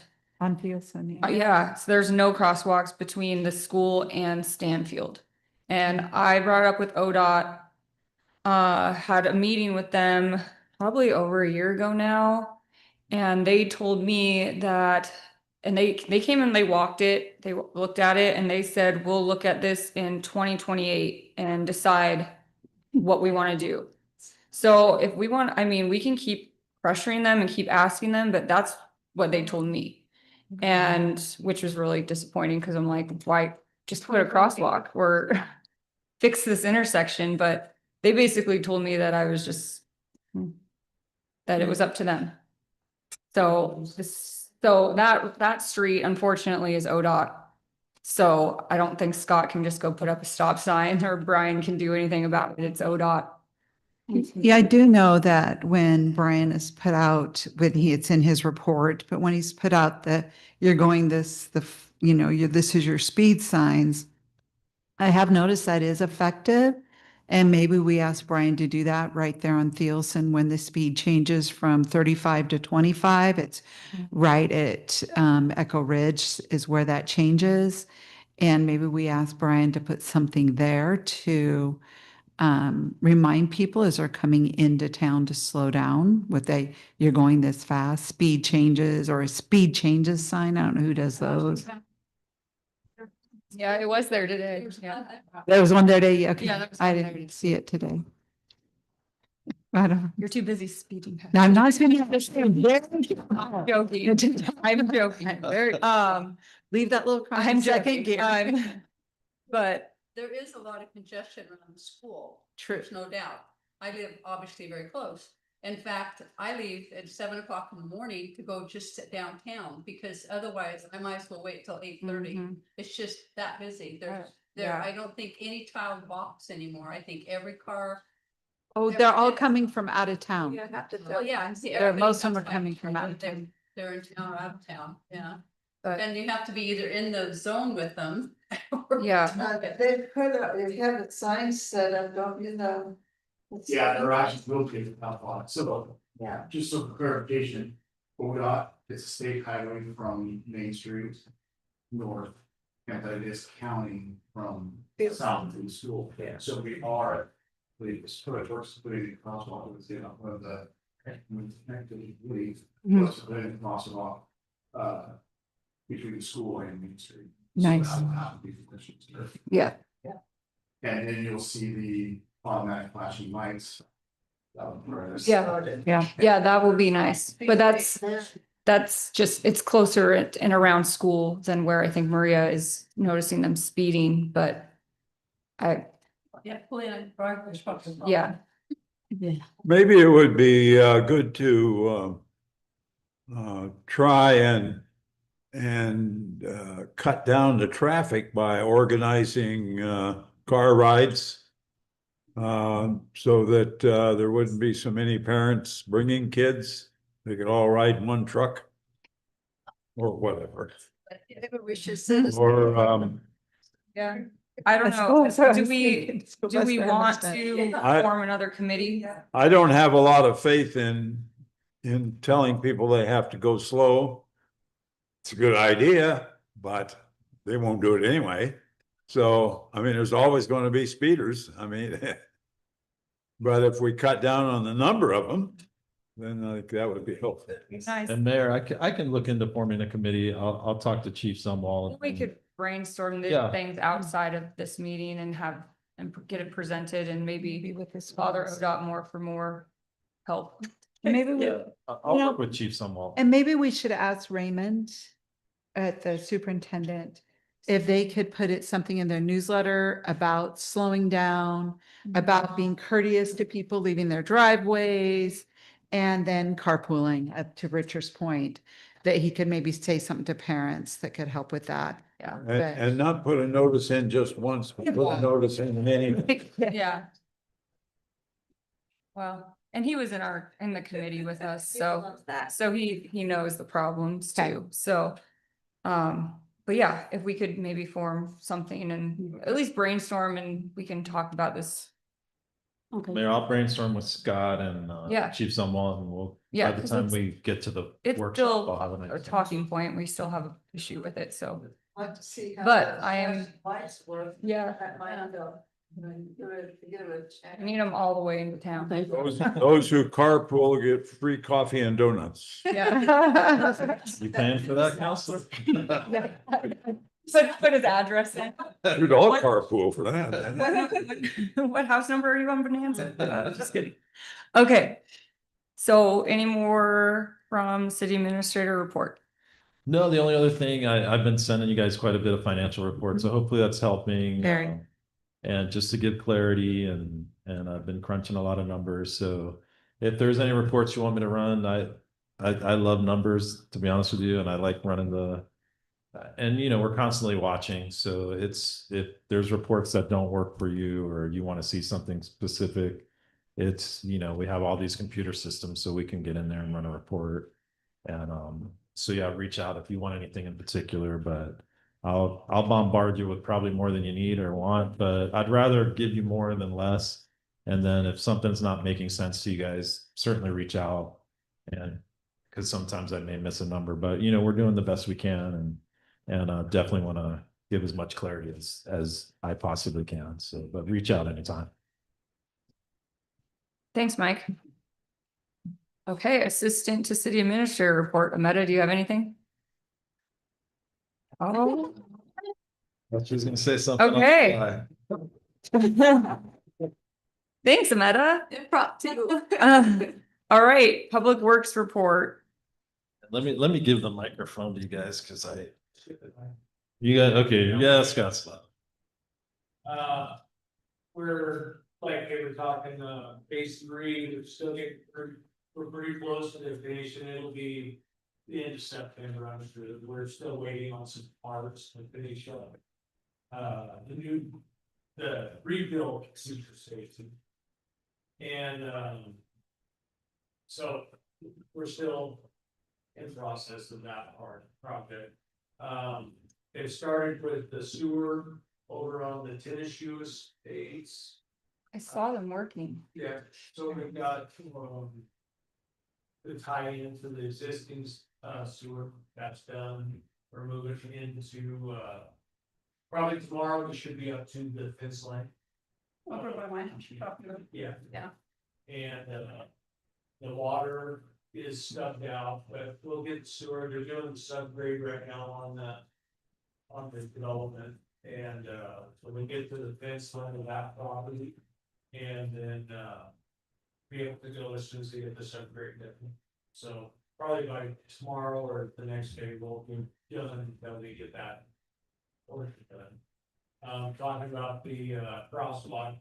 I was hoping to get it done this week, but it'll probably be first of next week. I did the crosswalk in there and, we'll have that done. And, any other question? I have one. Who's in charge of the vacated road that's not vacated, but the non-used road between my fence line and the little park?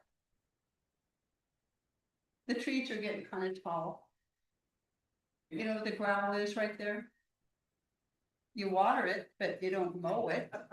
And now there's trees. Oh. Soon the city eye. I mean, he never goes off to the hump and down there to mow. And I figured it's your job to ruin your machine than being there with gravel. That's up to your fence. My fence is like up a little bit, of course, and then it goes, at least the road used to go through there. Oh, okay, I didn't know there was a road. Well, it's gravel, but it's not a road, it's a path. It's not vacated yet, but anyway, it's getting trees. Good. Yeah. And I don't have enough of my own, thank you. Just curious. Yeah. Yeah. Thank you. I I was gonna call you one day and I thought, I'll just catch him. Okay, we're take care of it. Okay, thanks, Scott. All right, Tanya, golf course report. Speak up. We had a great July, 16% over the same time last year, the revenue, so that's need to grow. The council had asked for expenditures, which I will get for next meeting. We have a new payroll system, BUSI, and so we're switching over to that. And it's been a little bit of a learning curve, so working on that. We had a couple of events in July. We had Stanfield Boosters Scramble, Columbia Blues, and Letter Road Couples Tournament. All of them had really good participation. We have one event scheduled for August that actually got postponed. Now it's October 10th for Kansas Life. Unfortunately, there was a water break in July that flooded my basement in the clubhouse. It was a water main underneath the patio, and so we had Oso clean there to clean up the mess, and we're dealing with the insurance company on repairs. So that's to be determined at this point. We also hired a superintendent that started in late July. So the course is looking in a lot better shape. It's very training and he's very skilled with mechanics, irrigation, everything. So it's been a blessing. Hopefully it takes some heat off Scott the birds.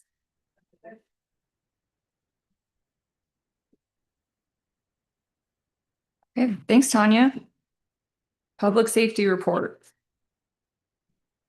Which you got my written report. I've been busy working on grants and speed triggers. In that, we did, like I said, ODOT is not giving the safe routes to school grants this year. So I didn't have other places, so I'm hoping. So I got 3 applications out.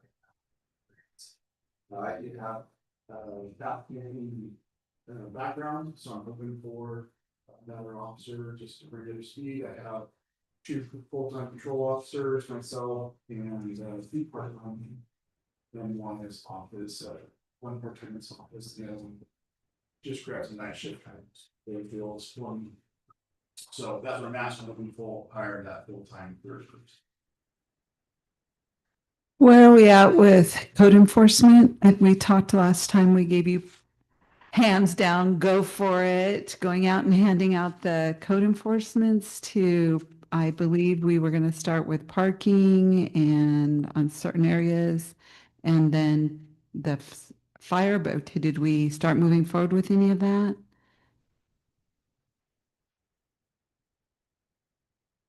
So just for clarification, Lisa does not, I think I said last time. Okay. We do the enforcement side, I mean, we'll do working educational, but That's, yeah. it starts at City Hall. Yeah.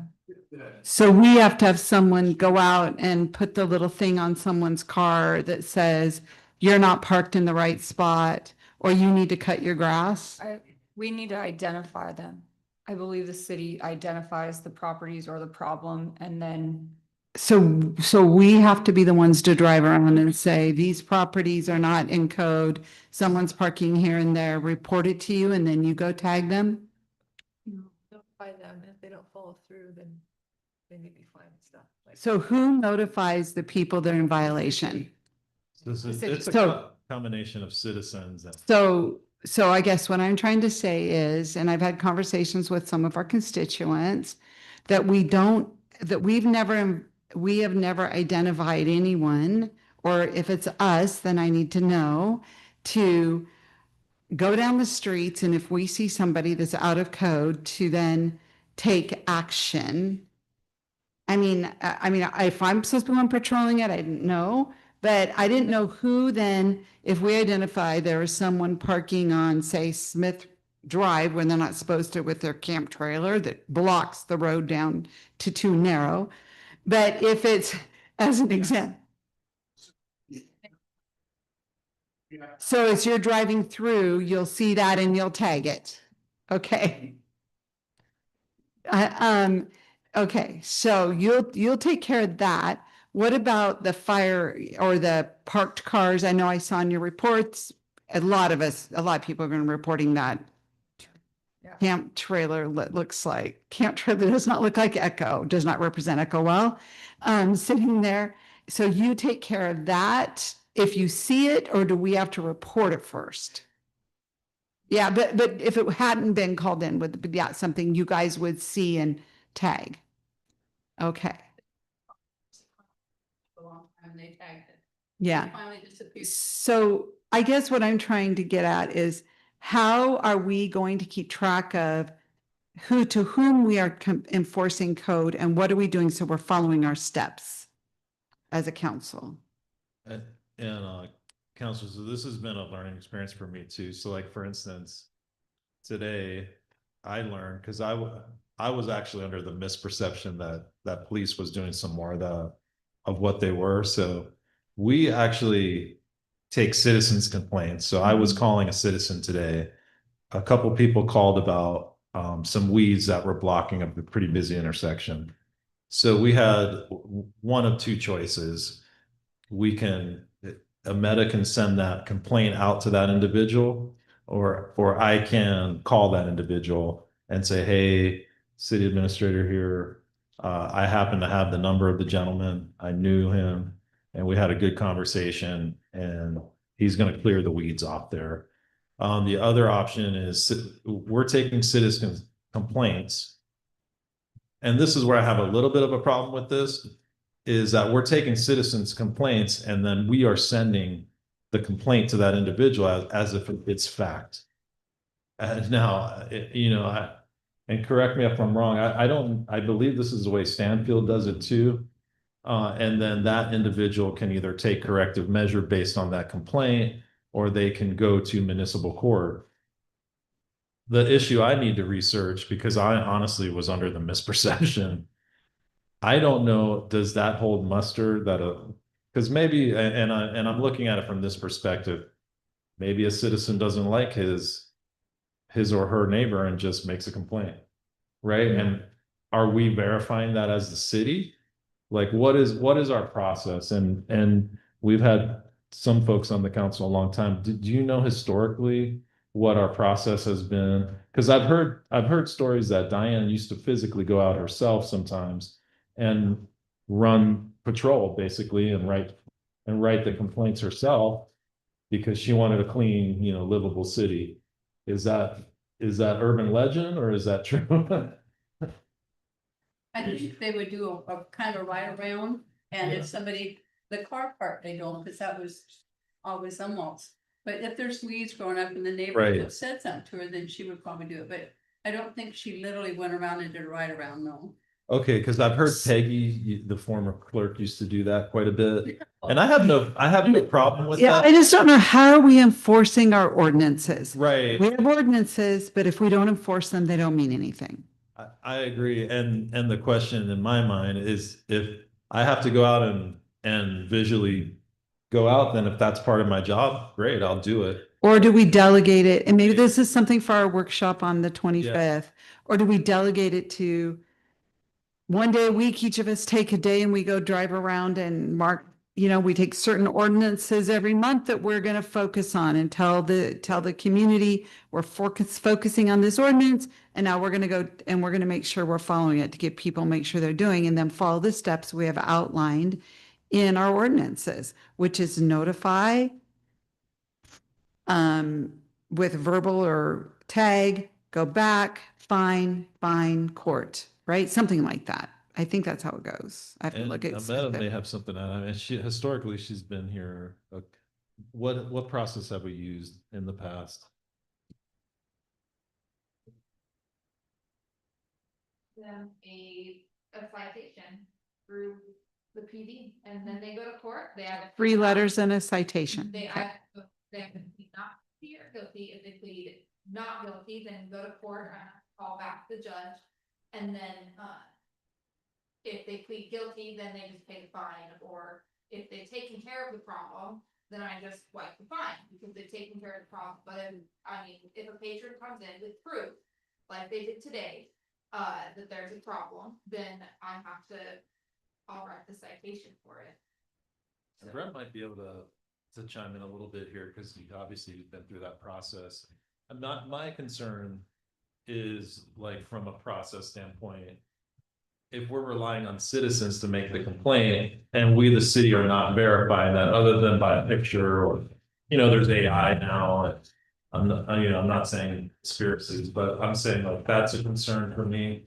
And I'm sure for council, if people are just making complaints to the complaints and we're not verifying that and we're sending, these complaint letters. Yeah. And there's a nuisance and abatement code usually that outlines what is considered nuisances and abatements. And that's really what the jurisdiction has to work off of. If we get pictures, in my past experience, because I worked as community development director of a small community where I did everything. I was a code enforcement officer, long range planner, current planner, all that. I would go out to the property just to verify and get my own pictures and document it, because any pictures that could be submitted you never know.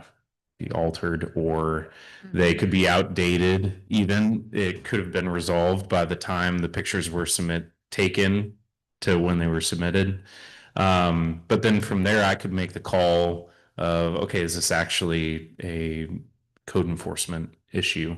Or can this be dismissed with a letter saying, yep, there's no longer an issue. We're closing this enforcement case rather than moving forward through abatement. Yeah.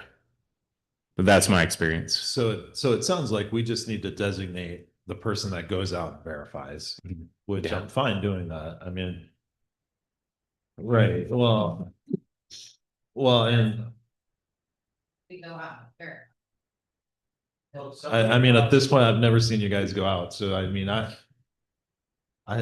when did I go out with you? In May, went out and we did, and I told you I had that full list of people that I needed to write letters for, that we wrote letters for. Okay, and you know, I'm a busy guy, so perhaps I forgot, so. So then do you go back out and make sure it happened? Yes. Okay. So that is my concern, is the verification process. And I don't know by ordinance if the clerk is designated, and I guess that's my other question. And I have to research the ordinance. Is by ordinance, is the clerk designated to do that? Or does that need to be a written policy? So if they're coming in and filing a complaint with, so I have to write a citation, I have to go out and verify that before I can send the citation. And that makes sense to me, Yeah, okay. because Judge Teresa. And it should state that in the code as well, who's designated to do that. Yeah. I mean, as long as we're designating, we're doing that, I'm good with that, you know. I mean, so, I mean, every day is a learning experience. Okay. Thank you. Okay. Thank you, Chief Sunbolt. Just for clarification, a citizen put out a signed citation, because they're the one that approved it, if the neighbor or whoever else goes to court, it's between that whole service. But that is when we call me and say, I've got a signed citation, that leaves the city out of it. Well, I'm gonna say, I don't know, neighbor, she the city's job to uphold the city ordinances. Yeah. So that's what we fall into, but if somebody wants to go sign a citation, they have that, and it's gonna get served, and they just cite this person, and they are approved, if the person's the possibility, it's gonna be those two employees. Leaving the days, or just deliver. So, and then the other way, yes, I delivered, back in the day, it was, Peggy would send out letters, but Diane would sign the citation. If there were no compliance, Diane would verify, not take care of, and it was signed, and she, that whole staff citation. She was right. They go deliver, that's how we do. Yeah, because those are the stories I heard of Diane and Peggy, you know, they were in the car, like looking for, you know, violators, which. Good. So. Yeah. A few years ago, there was a lot of drama with someone's yard and getting Yeah. cited, and a counselor going and cleaning up their yard for them. And so anyways, I feel like it was just drama. Yeah, code. So, and then I feel like after that, I was just kind of like, I don't know, but obviously Ahmed is getting complaints and doing what she needs to do, so. I'm sensitive to somebody, maybe an elderly person who cannot get out in the yard and Right, it gets weedy and all that Yeah. kind of stuff. And I would hope that we could offer those people a committee yeah, who would come in and help out. The cleanup committee? I mean, that would be my Yeah. preferred, I Yeah. mean, my preferred methodology, Charity. especially in a town of our size, would be for someone to knock on the door first Mhm. before we send out. Yeah. Like, hey, you gotta, because we don't know, to your point, Counselor Thu, is that an elderly person? Maybe they're sick, maybe they've got issues, which is the reason I called the individual today was, hey, you know, before I send you this thing and you get upset, could you take care of it? And he was super happy that I called and was just compliant. Oh yeah, you know, I'm feeling a little sick today, but you know, I'll get to it tomorrow. So if we can take that approach, and that's something that Ahmed and I have talked about, is maybe forming like a cleanup committee, if you will, of volunteers. if we have a person that needs to pick up trash or cut their grass, maybe that cleanup crew can come sort of to the rescue. So that, I mean, yeah, I mean, I think we need to take a kind approach to Yeah. code enforcement if we Right. can. Now, you're gonna have those people that are I gonna. want to live in a community that takes the positive rather Right. than the negative. Yes, I agree. Yeah. I agree. So yeah, that's definitely a tact we can take, and I think that's more the culture of the Yes. city administrators. In a way, maybe there's another place to put it besides just saying, get it out of there. I mean, Yeah, it is kind of off road, but not. Well, Yeah. also. It needs to get out of there. I never. No, the trailer needs to get out of there. Yeah, why is it parked there anyways? Okay. Cause it can't move from there? Oh, Okay. the trailer down here, the We're talking about the one that's. one by the That's the one that railroad his- tracks. Yeah, the one. Yeah, that was on the I one saw in it's court. going to court in August. Yeah, That'll okay, piece of. let's move on. Okay, yes. Okay. So we have public comment for anything, 5 minutes or less, so if anyone would like to. Phyllis? I think you better set the timer. Yeah, I have one. Okay. Phyllis Shavelski, 221 West Main Street, Echo. I'm going to start with the Safety Traffic Committee. You're right, when I sat and counted cars, there's over 135 cars Sorry, that Phyllis. come in New to this. twice a day into Echo. That was last year. And as to getting people to slow down, as soon as people saw me sitting there with a piece of paper and looking at them, they slowed down, which is kind of weird. I did it twice where there's a lot of traffic, and you're absolutely correct. People are not slowing down to 25 miles an hour. And I think we tried really hard. And Scott has a number of things that are going to happen with like the flashing sign and the slow and the crosswalk.